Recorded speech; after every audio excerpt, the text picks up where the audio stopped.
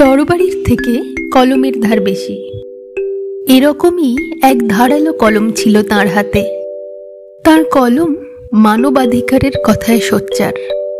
ক্ষমতাসীন মানুষের হাতে নিপীড়িত মানুষের কঠোর জীবন সংগ্রামের কথায় সোচ্চার। আদিবাসী উপজাতি মানুষের আধুনিক সমাজে ও রাষ্ট্রে অধিকার সুরক্ষার লড়াইয়ের কথায় সোচ্চার। 14ই জানুয়ারি 1926 সালে বাংলার প্রখ্যাত সাহিত্য সংগ্রামী লেখিকা মহাশ্বেতা দেবীর জন্ম। বর্তমান বাংলাদেশ, তৎকালীন বেঙ্গল প্রেসিডেন্সির ঢাকায়।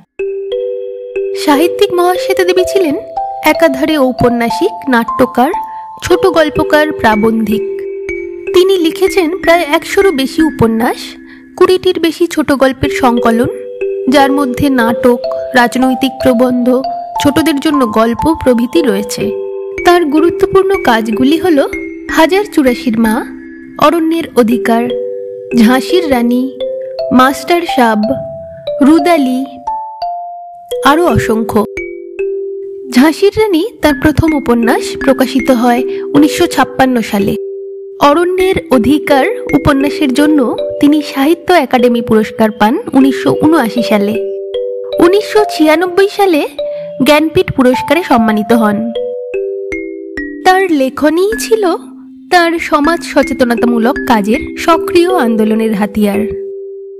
সাংবিধানিক ভারতের জাতীয় জীবন প্রবাহে স্বাভাবিক গতিতেই প্রবাহিত হোক আদিবাসী উপজাতির জীবন, সসম্মানে, স্বাধিকারে, এই ছিল তাঁর আন্দোলনের মুখ্যতম বক্তব্য। তাঁর এই কাজের জন্য তিনি 1986 সালে পদ্মশ্রী সম্মানে, 1997 সালে রামান ম্যাগসেসে পুরস্কার, 2006 সালে পদ্মবিভূষণ সম্মানে ভূষিত হন। এছাড়াও তিনি বহু পুরস্কার ও সম্মানে ভূষিত হয়েছিলেন।